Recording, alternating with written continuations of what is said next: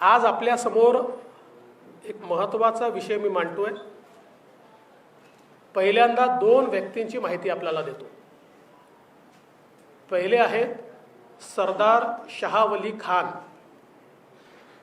1993च्या बॉम्बस्फोटामध्ये कन्व्हिक्ट म्हणून, गुन्हेगार म्हणून शिक्षा होऊन सरदार शाहवली खान हे जेलमध्ये आहेत। त्यांना जन्मठेप झाली आहे। काय आरोप होते यांच्यावर? जे सिद्ध झालेले आरोप आहेत, नुसते आरोप नाही, सिद्ध झालेले आरोप। टायगर मेमनच्या नेतृत्वात फायर आर्म ट्रेनिंगमध्ये सहभागी होते। बॉम्बे स्टॉक एक्सचेंज आणि मुंबई महानगरपालिका बिल्डिंगची रेकी यांनी केली होती की तिथे बॉम्ब नेमका कुठे ठेवायचा। आणि टायगर मेमनच्या ज्या इमारतीमध्ये हे संपूर्ण कारस्थान शिजलं, त्या मीटिंगला ते स्वतः उपस्थित होते आणि या बॉम्बस्फोटाची पूर्ण माहिती ही त्यांच्याजवळ होती। एवढंच नाही तर टायगर मेमनच्या अल हुसैनी बिल्डिंगमध्ये ज्या ठिकाणी गाड्यांमध्ये RDX भरण्यात आलं, त्या ठिकाणी RDX भरणारे हे होते, जे माफीचे साक्षीदार आहेत आणि जे प्रत्यक्षदर्शी साक्षीदार आहेत। या दोघांनी या संदर्भातली साक्ष दिल्यानंतर यांना जन्मठेप झाली आहे। दुसरे व्यक्ती मोहम्मद सलीम इशाक पटेल उर्फ सलीम पटेल। हे तेच व्यक्ती आहेत की एकदा 2013-14 साल असेल, ज्यावेळी माननीय RR पाटील साहेब हे एका इफ्तार पार्टीला गेले आणि त्यानंतर दाऊदच्या माणसासोबत त्यांचा फोटो आला। तो दाऊदचा माणूस म्हणजे हे सलीम पटेल। RR पाटलांचा त्यात काही दोष नव्हता, पण हा फोटो आला आणि त्यांना ट्रोल व्हावं लागलं। ते हे सलीम पटेल। सलीम पटेल म्हणजे ज्या हसीना पारकर, दाऊद यांच्या भगिनी, ज्यांना हसीना आपा म्हटलं जायचं, या हसीना आपाचा हा ड्रायव्हर, हसीना आपाचा हा बॉडीगार्ड आणि हसीना आपाचा हा फ्रंटमॅन। हसीना आपा दाऊद पळून गेल्यानंतर तो पाकिस्तानातनं जे लँड ग्रॅबिंग इथे चालवायचा, त्याच्या किंगपिन ही हसीना आपा होती। आणि हसीना आपाचा फ्रंटमॅन, ज्याच्या नावाने पॉवर ऑफ अटर्नी तयार व्हायच्या, तो हा सलीम पटेल। एक कुर्ल्यामध्ये LBS रोडवर जवळजवळ 3 एकराची जागा आहे। एका गोवावाल्या फॅमिलीची जागा होती। LBS रोडवर अतिशय महागडी ही जागा होती। सलीम पटेलनी एक त्याची इररिव्होकेबल पॉवर ऑफ अटर्नी घेतली आहे आणि त्याचा काही भाग हा या दुसऱ्या सरदार शाहवली खानकडे आहे। आता सलीम पटेलनी इररिव्होकेबल पॉवर ऑफ अटर्नी घेतली म्हणजे कोणाकरता घेतली आहे सांगण्याची आवश्यकता नाही आहे। या दोघांनी ही मी आपल्याला या ठिकाणी रजिस्ट्रीची कॉपी दिलेली आहे। या रजिस्ट्रीच्या कॉपीमध्ये स्पष्टपणे LBS रोडवरची ही जागा जवळजवळ 3 एकराची या दोघांनी सॉलिडस नावाच्या एका कंपनीला विकली आहे। आणि सॉलिडस इन्व्हेस्टमेंट्स प्रायव्हेट लिमिटेड यांच्या वतीनं याच्यावर सही केली आहे फराज मलिक यांनी। आजही ही कंपनी नवाब मलिक यांच्या परिवाराची आहे। काही काळ, छोटा काळ, स्वतः नवाब मलिक देखील याच्यामध्ये एक डायरेक्टर राहिलेले आहेत। आणि सगळ्यात महत्त्वाचं असं आहे की या दोघांनी, म्हणजे हे जे दोन सरदार शाहवली खान आणि मोहम्मद सलीम पटेल, या दोघांनी सॉलिडसला ही जागा विकलेली आहे केवळ 30 लाख रुपयामध्ये, 30 लाख रुपयामध्ये, आणि त्यातलं पेमेंट केलं आहे 20 लाख रुपयाचं. आणि मगाशी मी सांगायला विसरलो, आजही त्या ठिकाणी फार मोठं शेड हे भाड्याने दिलेलं आहे सॉलिडसने. आणि माझी माहिती खरी खोटी असेल, मागे पुढे असेल, पण मला जी माहिती आहे 1 कोटी रुपये महिना त्यातनं सॉलिडसला आजही भाडं मिळत आहे. त्यामुळे ही जी सगळी जागा आहे 30 लाख रुपये. आता त्यावेळेस तिथला रेट काय होता आपण जर बघितलं तर त्याच्या मागे, मी मगाशी सांगायचं विसरलो, मराठीत बोलण्याचा फायदा काय, त्याच्या मागे LBS रोडवर नाही, मागे पाईपलाईनच्या कच्च्या रोडवर मलिक कुटुंबाने एक अजून प्रॉपर्टी 2005 मध्ये घेतली होती. ती त्यांनी 415 रुपये स्क्वेअर फुटनी घेतली होती. याच LBS रोडवर फोनिक्स मार्केट सिटी कुर्ला याची जमीन 2005 सालीच विकली गेली आहे आणि त्याच्यावर भरपूर रिझर्वेशन्स आहेत. ती 2050 रुपये स्क्वेअर फुटांनी विकली गेलेली आहे. आणि सॉलिडसनी या 2 अंडरवर्ल्डच्या लोकांकडनं ही जमीन जी घेतली आहे ती 20 रुपये चौरस फुटांनी घेतली आहे, 25 रुपये चौरस फुटांनी घेतली आहे. 25 रुपीज पर स्क्वेअर फीट, 25 रुपये चौरस फुटांनी ही जमीन त्यांनी घेतली आहे. आता मुंबईमध्ये तर उकिरड्याची जागाही 25 रुपये चौरस फुटांनी मिळत नाही आणि पेमेंट 15 रुपये चौरस फुटांनी केलं आहे. आता प्रश्न हा आहे की पहिल्यांदा मुंबईच्या गुन्हेगाराकडनं, मुंबईच्या हत्यारांकडनं ही जमीन विकत घेण्याची काय आवश्यकता होती? Why did you do business with killers of Mumbai? Killers of Mumbai कोण आहे हा शाहवली खान?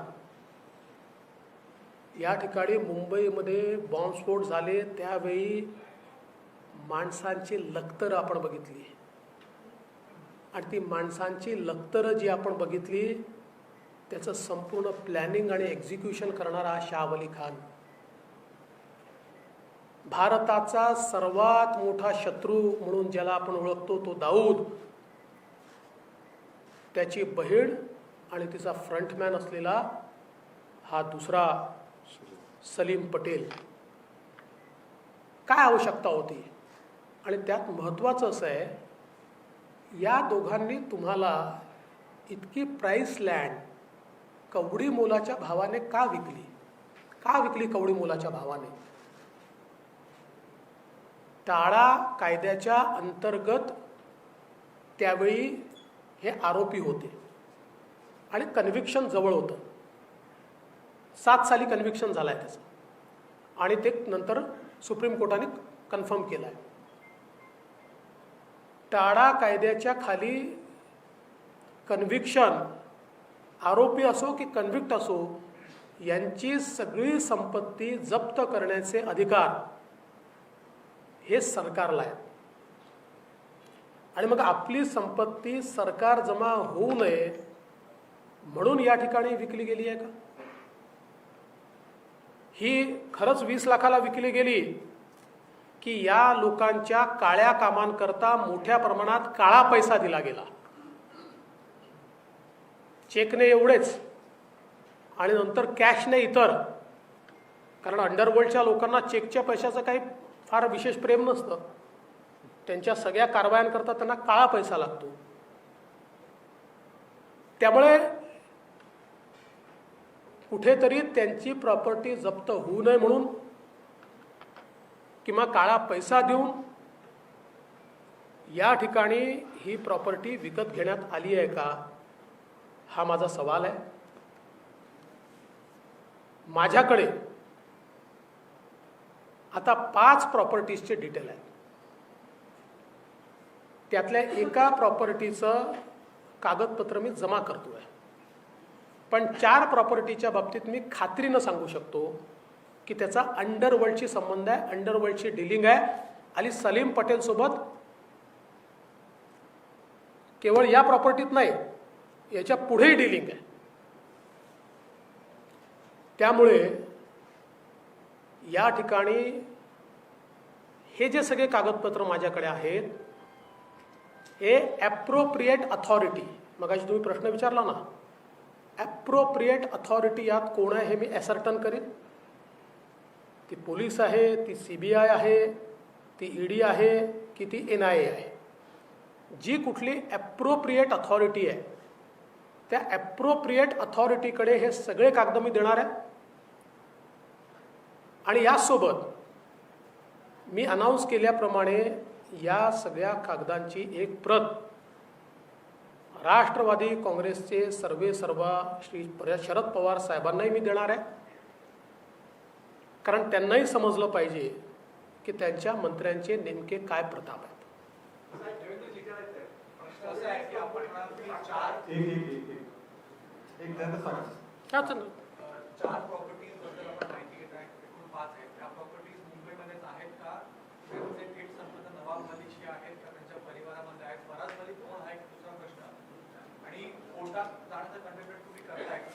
माझ्या माहितीप्रमाणे फराज मलिक हे त्यांचे सुपुत्र आहेत आणि हो, या 4 प्रॉपर्टीजचा त्यांच्या परिवाराशी आणि इमिजिएट परिवाराशी देखील संबंध आहे.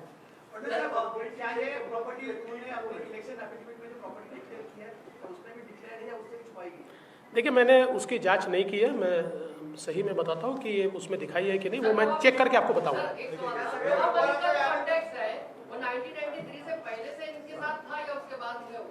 देखिए, ये तो जांच में पता चलेगा.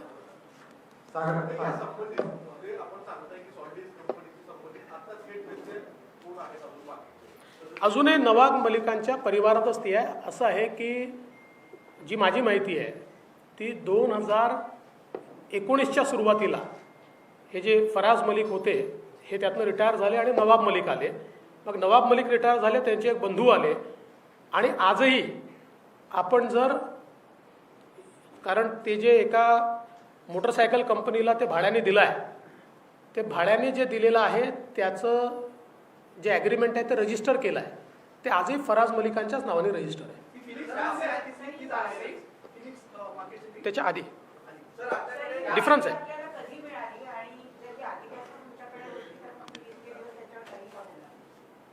माझ्याकडे मिळाली, लगेच मी आपल्यापर्यंत आणली. आधी मिळाली असती तर आधी कारवाई केली असती. जिस तरीके से नवाब मलिक लगातार कह रहे हैं कि उनके कोई संबंध नहीं है, और खास करके अगर जिस दिन आपने प्रेस कॉन्फ्रेंस करी उसके तुरंत बाद उन्होंने ट्वीट करके भी कहा कि हम हर तरीके की बात के लिए तैयार हैं. देखिए, मैं कोई शेरो शायरी में जाता नहीं हूँ. These are hard facts. आप गुमराह कर सकते हो, आप भटका सकते हो. आप देखिए, एक हम भी इतने सालों से राजनीति में, तो जब वार होता है तो उसको डाइवर्ट करके मीडिया अटेंशन डाइवर्ट कैसा करना हमको भी पता है, लेकिन उससे फैक्ट नहीं बदलती. फैक्ट तो आपके सामने, मैंने आपको तो सारे पेपर्स दिए हुए हैं, फैक्ट तो नहीं बदलती है. क्या ये दोनों की टाड़ा के नवाब मलिक के अंडरवर्ल्ड से रिश्ते क्या है, तो आप क्या एस्टैब्लिश करना चाहते हैं इसके जरिए? अरे भैया, रामायण आपको बता दिया और आप पूछ रहे हैं कि सीताराम की कौन है. क्या वो बचाने के लिए नहीं, अभी ये तो एजेंसीज को ढूंढना ही पड़ेगा ना. आप भी बॉम्ब विस्फोट के कन्विक्ट से आप कौड़ियों के दाम पर प्राइस लैंड लेते हो, मतलब क्या है इसका? क्या मतलब है? अभी भी ये संपर्क में इनका परिवार या फिर डायरेक्टली नवाब मलिक है क्या? एक दूसरा आपने काले धन का जिक्र किया, तो उसके ट्रांजैक्शन को लेकर कोई जानकारी मिल पाई है? देखिए, अभी उनका संपर्क है कि नहीं मैं जानता नहीं हूँ, लेकिन इसके बाद भी सलीम पटेल के साथ के ट्रांजैक्शंस उनके मेरे पास है.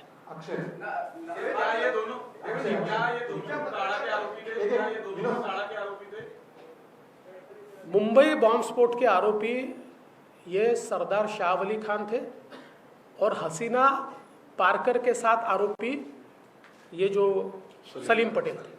पत्रकार परिषदेच्या काही वेळापूर्वीच राष्ट्रवादीचे सर्वेसर्वा शरद पवार, उपमंत्री दिलीप वळसे पाटील आणि पोलीस अधिकाऱ्यांची बैठक पार पडली. काय मला वाटत नाही की या संदर्भात ती असेल. सर, नवाब मलिकांनी गंभीर आरोप केले. नवाब मलिकांवर कुठलीही कारवाई झाली पाहिजे असं तुम्हाला वाटतं? कारण तुम्ही यंत्रणांना पण देणार आणि 2005चं प्रकरण आहे, कुठली कारवाई व्हावी? नाही, मी 5च प्रकरण नाही देणार आहे, 11चंही देणार आहे, त्याच्यानंतरचंही देणार आहे. प्रकरण पुष्कळ देणार. मी सांगितलं मी 5 प्रकरणं देणार आहे. मी तुम्हाला काय पुन्हा सांगतो, माझ्याकरता सलीम जावेदची स्टोरी नाही, इंटरव्हल नंतरचा पिक्चर नाही. मी एक जबाबदार व्यक्ती आहे आणि नवाब मलिकांची माझी वैयक्तिक दुश्मनी पण नाही. त्यामुळे मी हे सगळी माहिती मी सांगितलं एक ॲप्रोप्रिएट अथॉरिटीला देणार आहे लिगल ॲक्शन होण्याकरता, आणि त्यांच्या प्रमुखांना देणार आहे, त्यांनी त्यांच्यावर कारवाई करावी.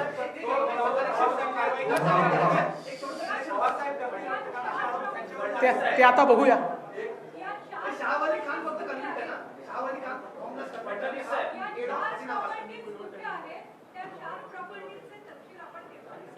त्या 4 प्रॉपर्टीजचे तपशील हे मी एजन्सीजला देणार आहे. एजन्सीज त्या संदर्भात चौकशी करतील आणि एजन्सीजला गेलं की आपण लोक इतके हुशार आहात, माझ्या आधी एजन्सीजमधनं आपल्यालाच माहिती मिळते.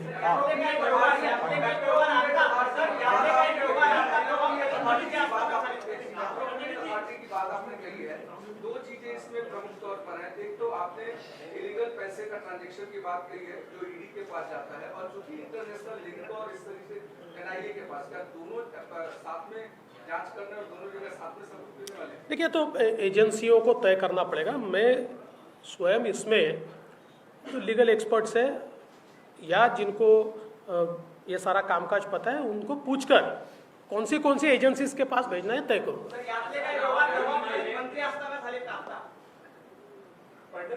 मी ते नंतर तुम्हाला देईन त्याही संदर्भात. पण आत्ता माझ्याकडे जी माहिती आहे त्या माहितीमध्ये, म्हणजे मी खोटं बोलून काहीतरी करणाऱ्यांपैकी नाही, आत्ता जी माहिती माझ्याकडे आहे त्या माहितीमध्ये या टर्मला नवाब मलिक मंत्री झाल्यानंतरचे व्यवहार नाहीत.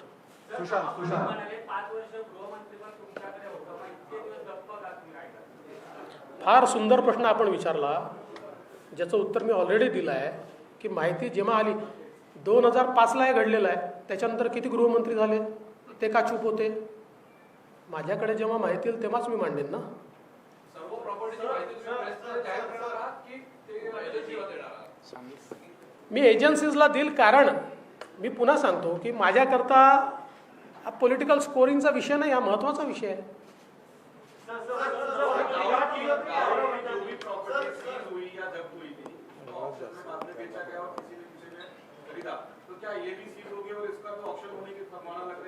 देखिए, आप बहुत दूर की बात कर रहे हैं, या तो एजेंसीज को तय करने दीजिए. नवाब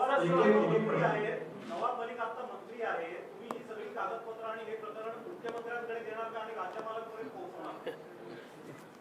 आता आपण ही आयडिया दिली आहे तर मुख्यमंत्र्यांना देऊन देतो, राज्यपालांना देऊन टाकतो.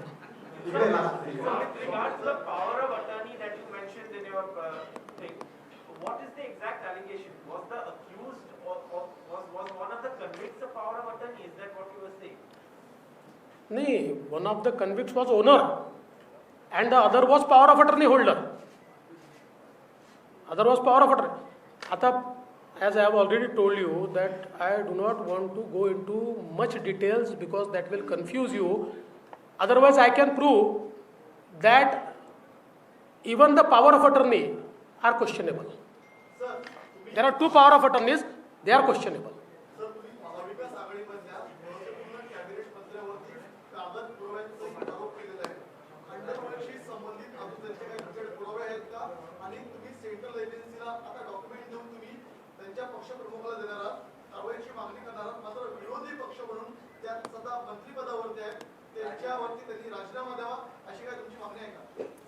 मित्रा, पुरावे तर मी दिलेच आहेत, तुमच्याकडे आलेले आहेत, आणि शरद पवार साहेबांना एवढ्याकरताच देतो आहे की त्यांनी ते बघावे आणि त्यांनी कारवाई करावी. माझ्या मागणीने तर काही होणार नाही आहे, त्याच्यामुळे तेवढ्याकरताच मी शरद पवार साहेबांना देतो आहे की जरा तुम्ही बघा.